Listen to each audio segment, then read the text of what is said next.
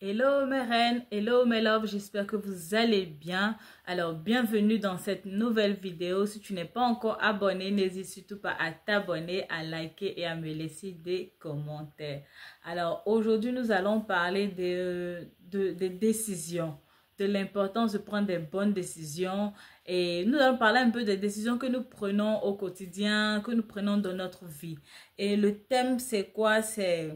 Il est important de consulter Dieu avant de prendre des décisions, avant d'entreprendre quoi que ce soit. C'est vraiment important.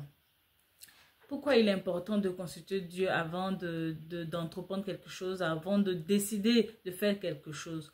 Parce qu'en fait, Dieu, il sait, il est notre Père et Dieu, il sait ce qui est bon pour nous. Vous savez, il sait ce qui est bon pour nous. Il sait ce qui va nous permettre de rentrer dans notre plein accomplissement, qui va nous permettre vraiment d'atteindre notre destinée rapidement, d'être épanoui, de vivre en paix. Et souvent dans nos vies, il y a des choses qui nous arrivent et nous ne consultons pas Dieu. Soit parce que nous ignorons, nous manquons de connaissances, ou soit parce qu'en fait, on se dit que ce sont des petites choses, pas besoin de faire intervenir Dieu dans cela. Mais détrompez-vous. Tout ce qui nous arrive dans nos vies, il est important de consulter Dieu pour cela. Même si ce matin, peut-être tu as une cérémonie aujourd'hui, tu vois, tu as ta robe là, tu ouvres ton placard, tu ne sais pas trop quoi mettre. Tu n'as qu'à dire, Seigneur, je t'en supplie, aide-moi. Aide-moi à faire un choix. Aide-moi à vraiment choisir la robe que je vais porter. C'est important, il ne faut pas négliger ce genre de choses. Ne dis pas, oh, je n'ai pas besoin d'intervenir Dieu dedans. C'est important. Si tu prends cette habitude, tu vas voir que ta vie, beaucoup de choses de mal ne vont pas t'arriver et tu vas marcher dans les voies du Seigneur. Donc tu dois consulter le Seigneur en toutes choses. Même si la plus minime même des choses, tu consultes toujours le Seigneur. Beaucoup de femmes aujourd'hui se sont retrouvées dans des foyers malheureuses, des foyers qui n'étaient vraiment pas destinés, avec des hommes qui n'étaient même pas destinés à ces femmes-là. Pourquoi? Parce qu'elles ont manqué de sagesse. Elles n'ont pas demandé à Dieu, est-ce que cet homme-là, il était fait pour moi? Beaucoup d'hommes aussi se sont retrouvés avec des femmes, ils n'ont pas demandé à Dieu, est-ce que cet homme-là, il était fait pour moi? Beaucoup de personnes aujourd'hui se sont retrouvées dans des emplois, ils n'ont même pas demandé à Dieu, Seigneur, est-ce que cet emploi-là, tu veux que je sois là-bas? Est-ce que c'est là-bas que tu me veux? Ils n'ont jamais consulté le Seigneur. Et ils se sont retrouvés dans ces emplois. Après, ils ont été accusés de vol, de ceci. Ils ont eu beaucoup de problèmes comme ça. Et c'est un peu comme ça, souvent, nous vivons, nous ne demandons pas vraiment l'approbation de Dieu pour certaines choses. Est-ce que tu demandes à Dieu, à Seigneur, est-ce que ce business, ça, tu me veux dedans? Il faut poser des questions à Dieu. Seigneur, tu me veux dans cette relation. Seigneur, tu me veux dans ce travail. Seigneur, j'ai bien envie de déménager. Est-ce que tu penses que c'est une bonne idée? Est-ce que tu me veux dans cette ville où j'ai envie de partir là? Tu crois que c'est bon pour moi? Il est important qu'on se pose comme ça des questions à chaque fois. Et je vais prendre la parole de Dieu dans le livre de Chroniques, 2 Chroniques de 18 à 19, voilà. Dans le livre de Chroniques, ça parle un peu de la vie de David, le règne de David et de sa descendance. Et dans le livre de 2 Chroniques 18 jusqu'à 19, voilà, allez le lire, c'est vraiment, vous allez aimer. Le livre de Chroniques, franchement, c'est un livre que j'ai beaucoup aimé. En fait, à chaque fois que je lis ce livre, j'ai l'impression de me voir dans les films, là. Vous voyez les films de gens vikings avec les chevaliers, voilà. Ça me rappelle beaucoup ce genre de films, là. Et j'essaie d'imaginer comme ça, comment la bataille, comment les gens voilà.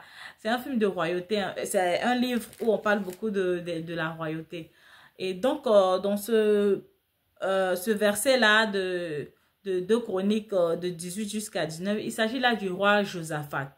Et le roi Josaphat, c'est quoi? C'est un descendant de David, c'est un fils de David, un petit fils de David. Parce que Josaphat, il avait pour papa le roi Asa, et le roi Asa avait pour papa aussi le roi Abia, et le roi Abia avait pour papa le roi Roboam, et Roboam aussi était fils de Salomon. Voilà, vous connaissez Salomon, hein, le roi Salomon.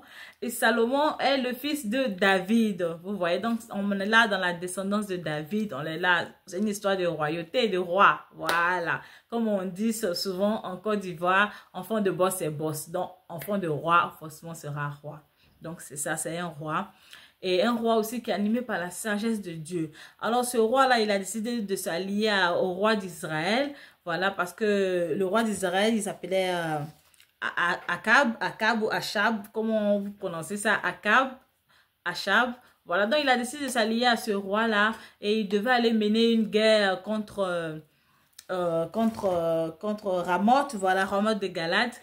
Et avant d'emmener cette guerre-là, le roi Josaphat a demandé au roi Achab, écoute, il n'y a pas un prophète ici, un homme de Dieu à qui on peut, avec qui on peut consulter quoi. Un roi chez qui un prophète, pardon, qu'on peut consulter avant d'aller à la guerre. J'aimerais bien qu'on consulte un homme de Dieu et tout ça. Il a dit, ah oui, il y a un homme de Dieu ici, mais bon, il l'apprécie pas trop parce que c'est quelqu'un qui a déjà eu à prophétiser. Voilà, et vous savez, dans les royautés, les rois, ils ont toujours des prophètes, des gens qui viennent prophétiser, qui viennent dire des choses, ah, comment telle chose va se passer. Et généralement, ces personnes-là ne sont pas vraies. Ils sont pas vrais, ils sont auprès du roi. En fait, ils profitent de cette richesse-là du roi. Donc, ils disent des choses qui font plaisir au roi. Des trucs pour flatter le roi, mais c'est pas des choses vraiment qui viennent de Dieu. Et c'est un peu ce qui se passe aussi dans nos différents pays, avec des hommes de Dieu qui ne disent pas la vérité, qui viennent auprès des responsables, des gouvernants là, et ils les flattent, ils les disent des choses qu'ils veulent entendre, mais ils ne disent pas réellement ce que ressent le peuple, ce que Dieu veut, voilà, pour la nation. Non, ils flattent, ils flattent, ils flattent, ils flattent. Et ce sont des hypocrites en fait. Et ces prophètes-là, c'était des hypocrites. Ils disaient toujours ce que le roi Akab voulait entendre. Et le roi a dit, ah oui, je connais un, il s'appelle Michée, voilà. Lui, on le consulte aussi, mais bon, il dit toujours des choses qui sont à mon désavantage. Et le roi Josaphat a dit, non, ne dis pas ça, laisse venir Michée. Et Michée vient, on lui pose la question et tout ça, mais on doit aller à la guerre, voilà. On aimerait bien consulter Dieu, que dit Dieu par rapport à ça et tout ça. Et le gars qui dit, ok, allez-y, Dieu vous donnera la victoire, oui, mais le roi d'Israël, voilà, il va mourir en fait. Mais il n'a pas dit ouvertement il va mourir, il a dit comme ça qu'il avait une vision où il y avait un troupeau qui n'avait plus de berger, voilà. Et quand tu dis comme ça, hein, j'ai vu le troupeau comme ça d'Israël qui n'avait plus de berger, ça veut dire quoi? Quand il n'y a plus un berger à la tête, ça veut dire que le berger n'est plus là, il est mort. Donc il a dit comme ça avec ses paroles. Et le roi d'Israël n'a pas apprécié tout ça et il a décidé de le faire emprisonner, tout ça. Mais ils sont allés à la guerre et qu'est-ce qui s'est passé? Eh bien, le roi d'Israël est mort. Vous voyez? Il n'a pas écouté Michée parler. Et il est mort. Et Josaphat, ensuite, il est reparti dans son pays. Il est reparti dans son pays.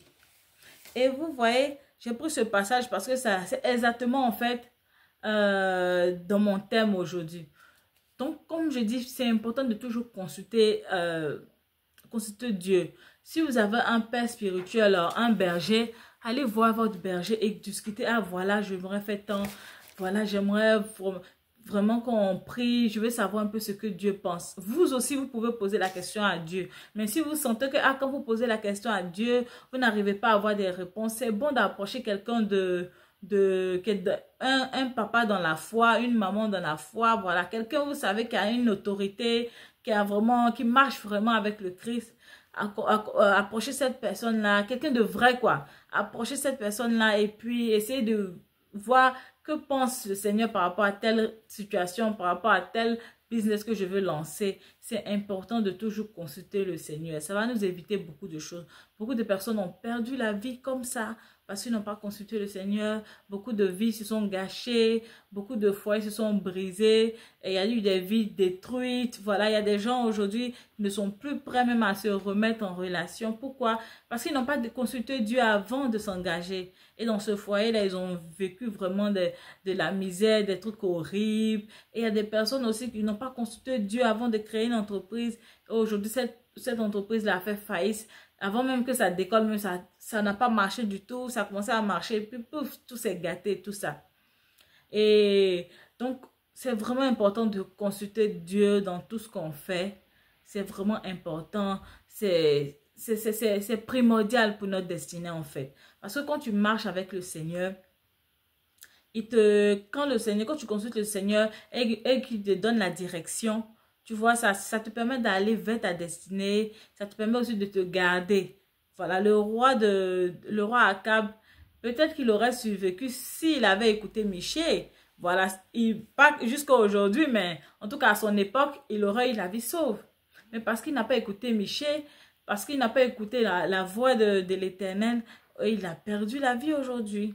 Il a perdu la vie. Donc c'est important de toujours demander l'approbation de Dieu dans tout ce qu'on fait. Dans tout ce qu'on fait, ne négligez rien du tout. Ne négligez rien du tout. Quand on vous invite à une cérémonie, demandez à Seigneur, on m'a invité là à l'anniversaire là. Est-ce que je dois partir même? Qu'est-ce que tu en penses? Dis-moi quelque chose. Montre-moi un signe. Si tu veux que je parte, voilà. Permets que je puisse aller peut-être. Si tu permets, tu ne veux pas que je parte aussi. Voilà, fais tel signe, fais tel signe. C'est important de toujours consulter l'Éternel avant avant d'agir tout simplement. Alors là, je fais une petite pause publicitaire avant de terminer. Donc, vous savez, je vends les perruques. J'ai ma marque OAMI Vision Air. Voilà, donc je vous montre les perruques déjà derrière. Voilà.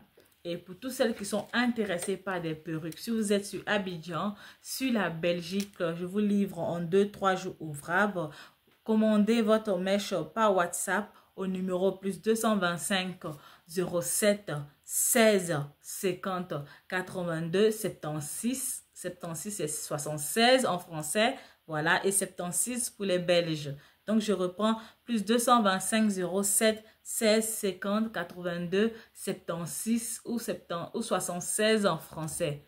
Voilà, donc commandez votre mèche sur WhatsApp, c'est déjà les fêtes. Voilà, je ne fais pas les mèches. Là, j'ai une perruque avec bandeau. Voilà, ça, c'est des perruques qui viennent comme ça. Vous voyez, c'est des perruques avec des bandeaux. C'est vraiment très joli, vous voyez.